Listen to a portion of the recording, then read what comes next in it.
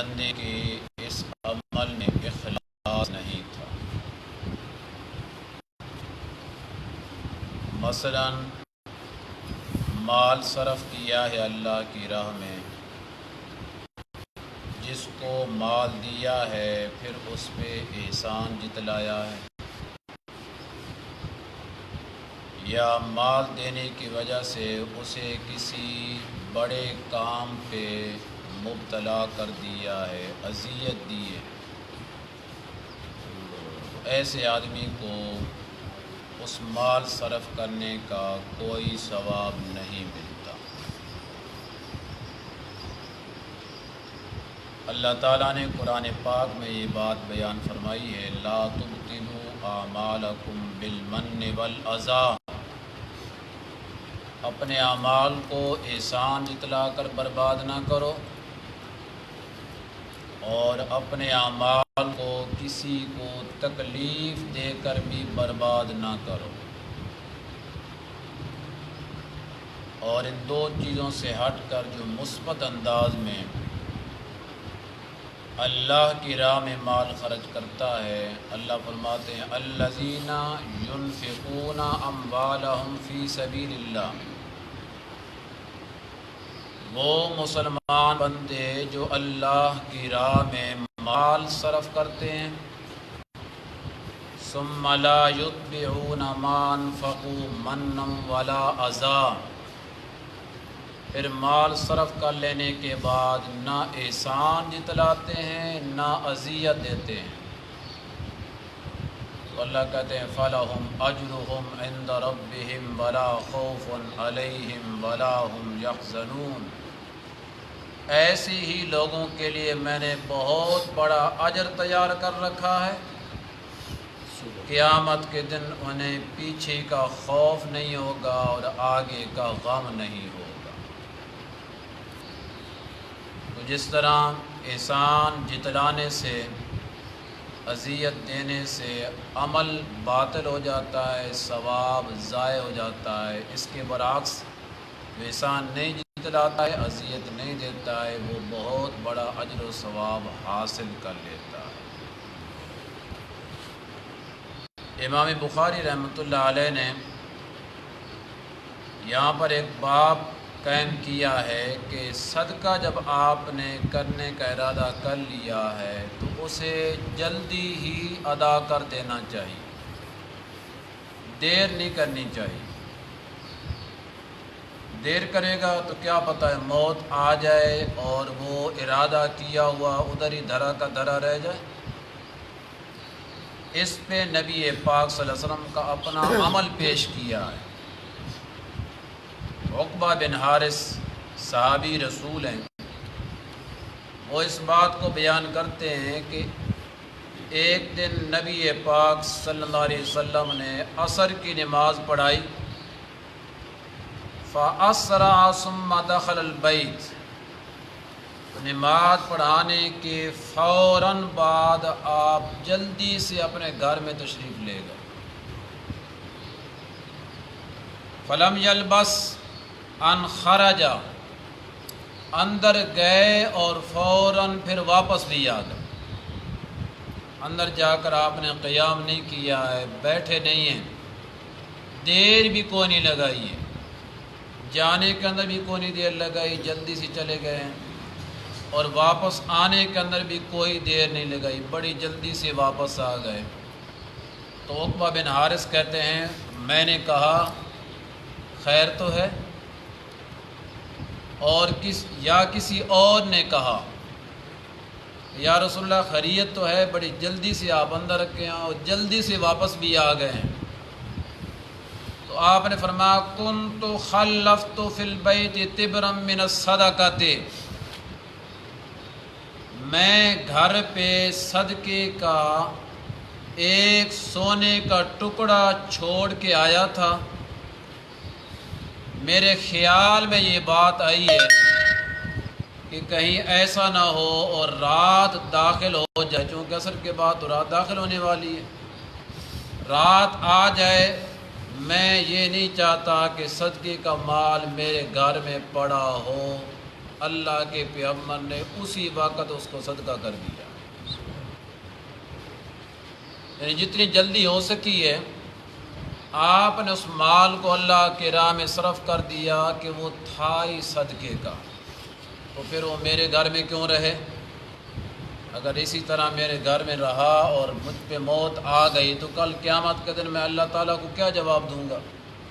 اگر اللہ نے پوچھ لیا کہ یہ مال اللہ کی راہ میں آپ نے صرف کیوں نہیں کیا، تو نبی پاک صلی اللہ علیہ وسلم کا اپنا عمل یہ بتلا رہا ہے کہ جس عمل کے بارے میں، جس مال کے بارے میں آپ نے ارادہ کر لیا ہے کہ میں نے یہ دینا ہے، تو پھر دیر نہیں کرنی چاہیے، جلدی سے اس کو اللہ کے حوالے کر دینا چاہیے۔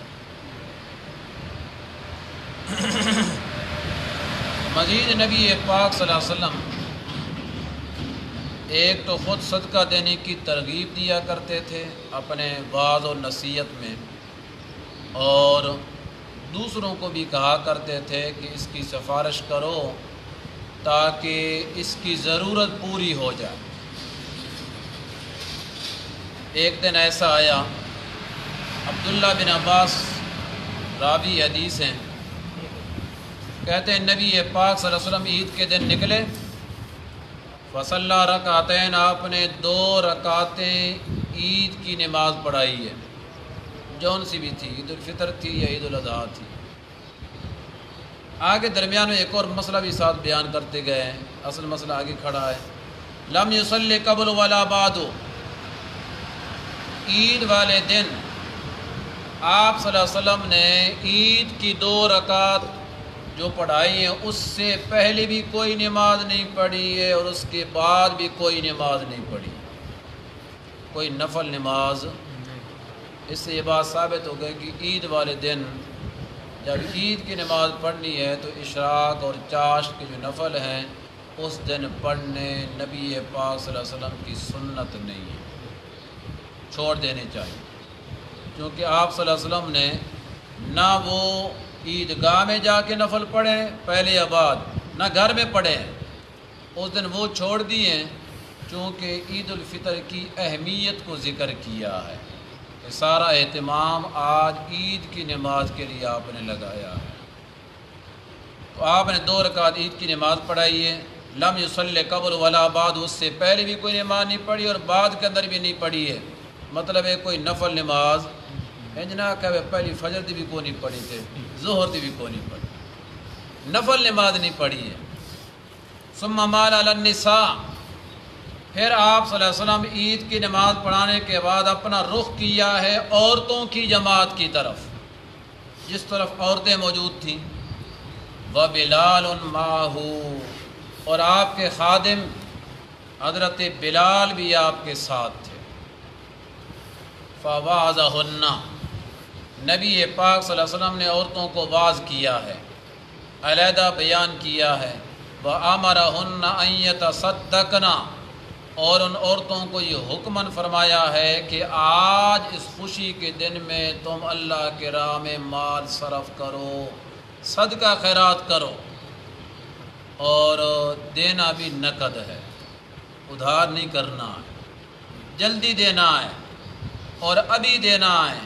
ساتھ ہی فَجَعَلَتِ الْمَرْأَةُ تُلْقِي الْقُلْبَ وَالْخُرْسَ، معاملہ یوں بن گیا ہے کہ حضرت عبداللہ بن عباس کہتے ہیں کہ فوراً عورتیں شروع ہو گئی ہیں، کوئی اپنے کڑے اتار کر بلال کے کپڑے میں ڈال رہی ہیں اور کوئی اپنی بالیاں اتار کر بلال کے کپڑے میں ڈال رہی ہیں۔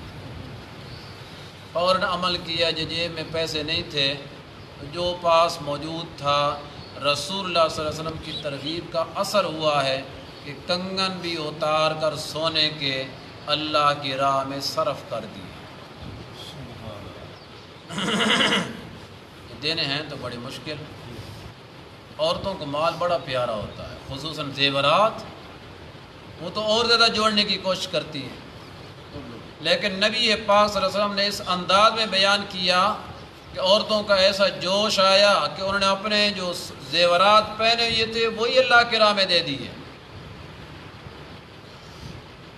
نبی پاک صلی اللہ علیہ وسلم کی یہ عادت مبارک ہوتی تھی کہ جب آپ کے پاس کوئی سائل آتا مانگنے والا یا آپ کے سامنے کوئی حاجت کو پیش رکھتا کہ میرا یہ مسئلہ ہے، یہ میری ضرورت ہے، اس بارے میں آپ مجھے مشورے سے بھی نوازیں اور میرے اس مسئلے کو حل کر سکتے ہیں تو وہ بھی حل کر دیں۔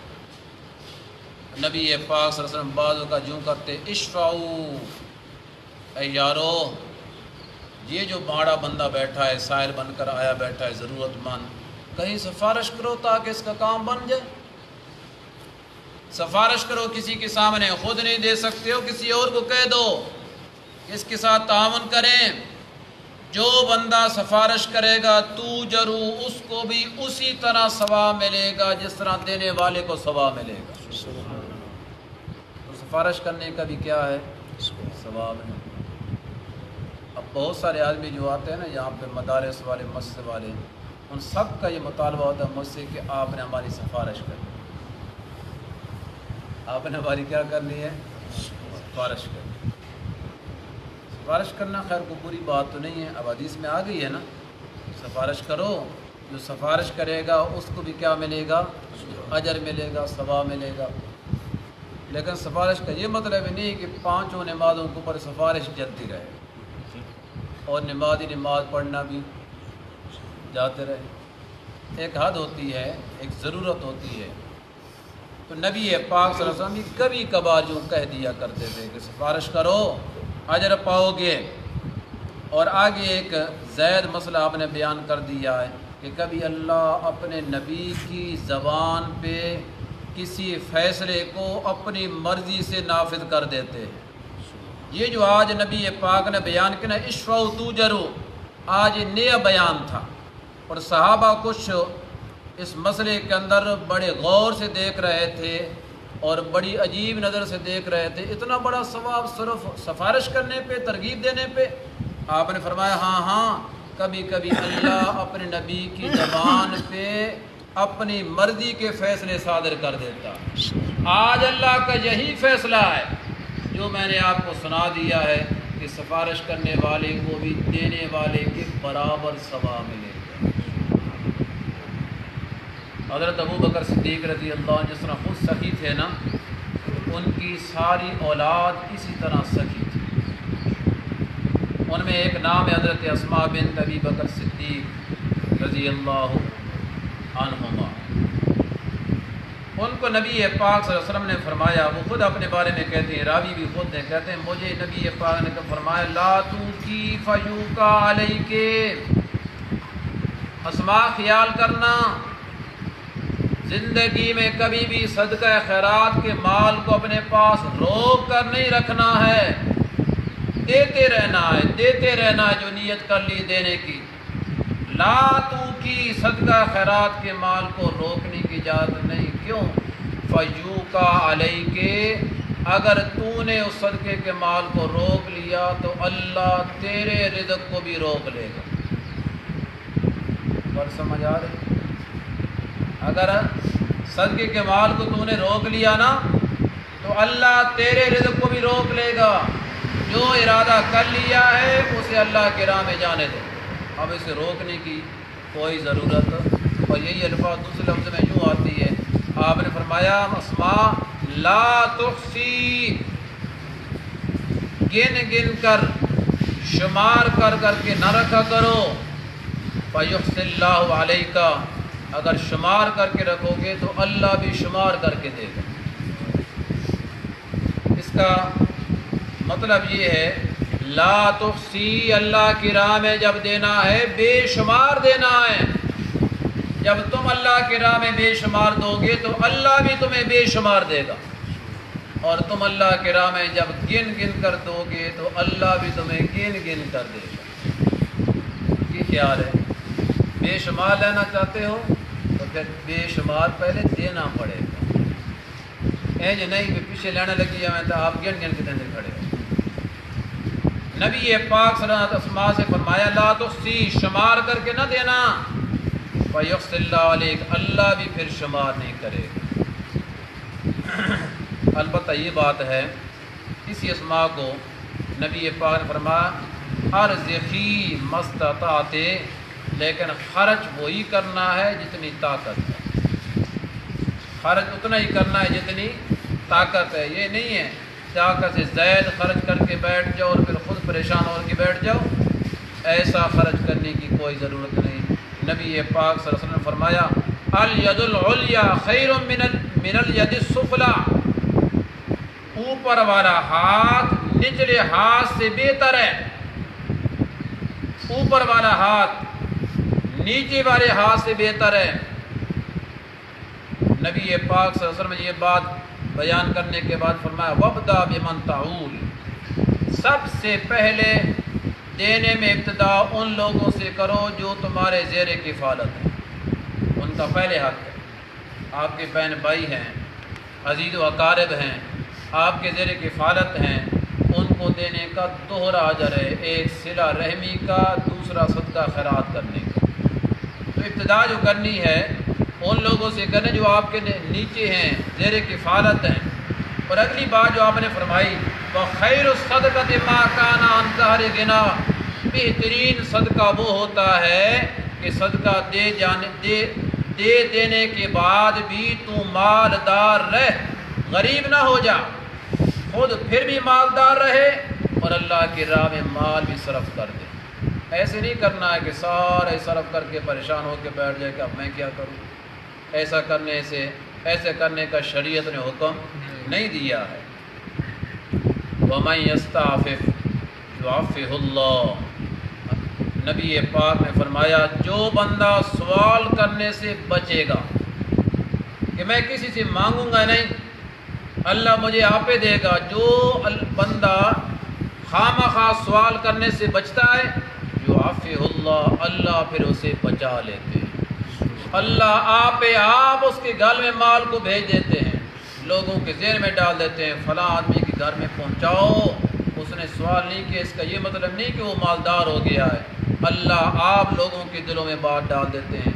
وَمَن يَسْتَغْنِ يُغْنِهُ اللَّهُ، اور جو استغنا کرتا ہے اللہ بھی اسے غنی کر دیتا ہے. سبحان اللہ. تو اخیر میں نبی پاک صلی اللہ علیہ وسلم نے یہ بات بیان کی ہے کہ الید العلیا خیر من الید السفلی. اس کا کیا مطلب ہے؟ اوپر والا ہاتھ نیچے والے ہاتھ سے بہتر ہے. ہے تو ایک لطیفی کی بات. پیر کے سامنے مرید نے کہا کہ لو جی حدیث میں تو یہ آ گیا ہے کہ اوپر والا ہاتھ نیچے والے ہاتھ سے بہتر ہے، تو ہم دینے والے ہوتے ہیں اوپر سے، آپ نیچے سے لینے والے ہوتے ہیں. ہاتھ آپ کا بہتر ہونا چاہیے تھا اور بہتر ہمارا ہو گیا ہے. ہاتھ بہتر آپ کا ہونا چاہیے، آپ پیر ہیں اور ہم آپ کی مرید ہیں، تو آپ کا بہتر ہونا چاہیے تھا. لیکن حدیث کہتی ہے الید العلیا، اوپر والا ہاتھ نیچے والے ہاتھ سے بہتر ہے. تو پیر رہا کہ اے کیڑی گل ہے، تسی تھلے رکھ لیا کرو تو چک لیا کرا، تسی تھلے رکھ لیا کرو تمہارا ہاتھ نیچے ہو جائے گا تو ہم اوپر سے اٹھا لیں گے، ہمارا ہاتھ بہتر ہو جائے گا. لا حول ولا قوت الا باللہ. سنو نبی پاک صلی اللہ علیہ وسلم نے اس کی خود تشریح فرمائی. آپ نے فرمایا الید العلیا ہی المنفق، اوپر والے ہاتھ سے مراد دینے والا، والسفلی، اور نیچے والے ہاتھ سے مراد مانگنے والا. تو دینے والا ہاتھ مانگنے والے ہاتھ سے کیا ہے؟ بہتر ہے. اللہ سے یہ دعا کیا کریں شکر ہے کہ اللہ نے دینے والا بنایا. اس کی قدر کریں. آپ کو اللہ نے دینے والا بنایا اور دینے والے کو نبی پاک نے فرمایا الید العلیا، دینے والا ہاتھ لینے والے ہاتھ سے بہتر ہے. یعنی اللہ نے فضیلت بخشی ہے. جس کو اللہ نے مال کی دولت سے نوازا ہے اسے چاہیے کہ وہ دے تاکہ اس کا ہاتھ کیا رہے؟ بہتر رہے. الحمدللہ.